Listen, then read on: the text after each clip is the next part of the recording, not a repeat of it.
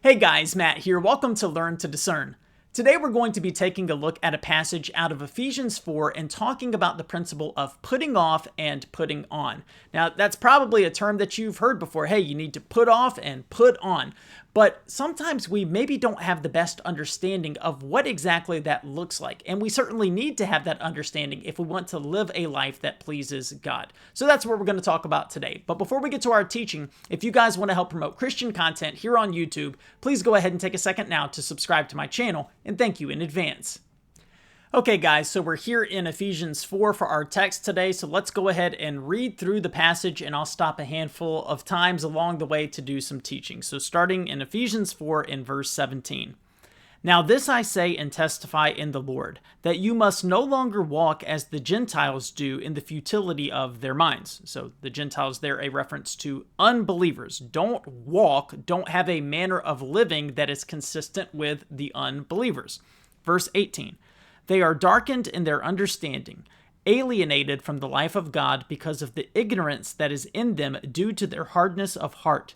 They have become callous and have given themselves up to sensuality, greedy to practice every kind of impurity. But that is not the way you learned Christ. Assuming that you have heard about him and were taught in him as the truth is in Jesus, to put off your old self, which belongs to your former manner of life and is corrupt through deceitful desires, and to be renewed in the spirit of your minds, and to put on the new self, created after the likeness of God in true righteousness and holiness. So that bottom part is really where we are focusing here, starting in verse 22. So we see this concept that we are supposed to put off our old selves and put on the new self. So what is this a reference to? Well, obviously, as Christians, when you are born again, you are a new creation in Christ. You are a new person. The old has passed away, the new has come. That is very consistent. However, we know that just because you are a new creation, that doesn't mean that you still can't have bad desires or that you can't sin. In fact, Galatians 5 talks about this very clearly. This is in verse 16. But I say, walk by the Spirit, and you will not gratify the desires of the flesh. For the desires of the flesh are against the Spirit, and the desires of the Spirit are against the flesh. For these are opposed to each other to keep you from doing the things you want to do. So why do Christians still sin? Because we're still in the flesh. We are new creations, but we still have that old flesh hanging on to us, fighting, and we still have desires that are not godly. And so we are told very clearly we need to put those things away, and we need to be renewed in the spirit of our minds. So we know we need to renew our minds, and we need to put on the new self.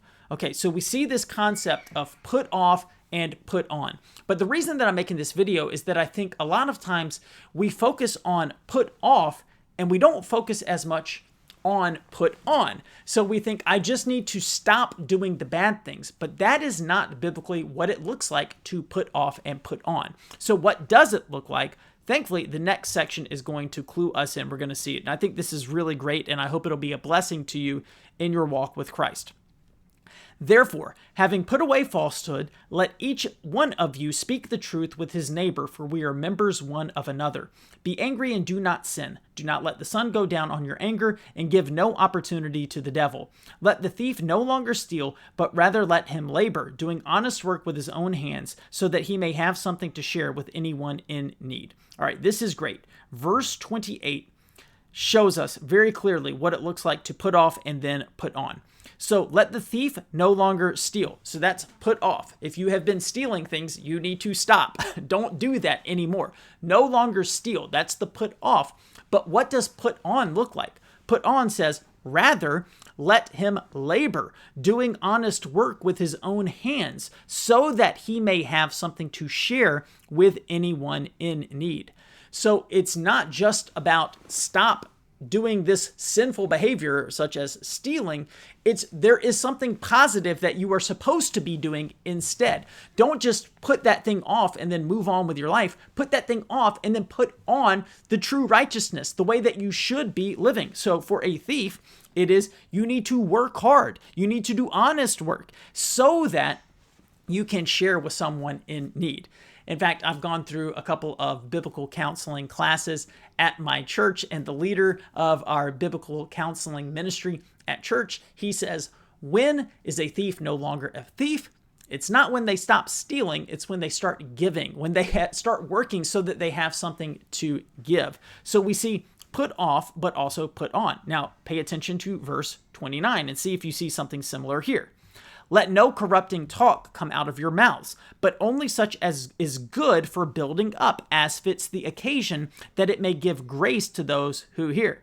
So what's the put off and put on? Obviously, the put off is let no corrupting talk come out of your mouths. If you have poor speech, get rid of that, put that aside. But what does that mean? You just stop and you don't say anything? No, you have to put something on. You need to talk in a way that is good for building up, as fits the occasion, that you may give grace to those who hear.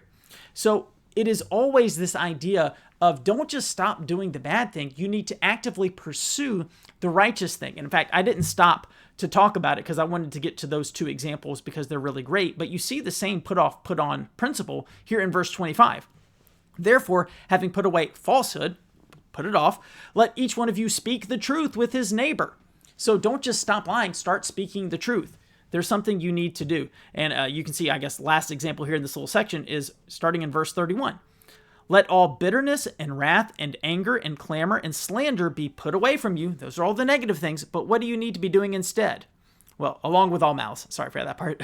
What do you need to be doing? Verse 32. Be kind to one another, tenderhearted, forgiving one another as God in Christ forgave you.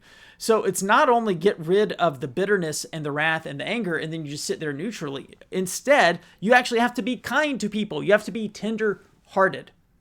So again, I'm not teaching this just so you'll have a better theological and intellectual understanding of what it means to put off and put on, but so that you might think through how you might need to apply this principle in your own life. Because I know for me, sometimes the temptation is to say, I've been doing this thing over here that's bad, and I need to stop doing that. Well, it's true.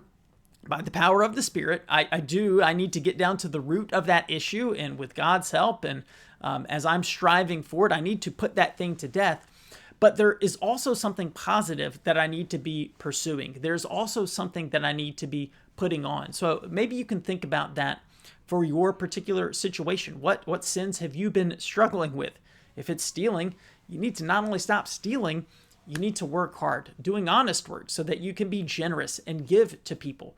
If it's filthy talk that's coming out of your mouth, you need to not only stop using that filthy language, you need to start using the positive, the right words, encouraging words that are going to build people up. And there are tons of other ways that we can apply it. But let's make sure, friends, that we are people who are not only putting off sin, but we're putting on true righteousness.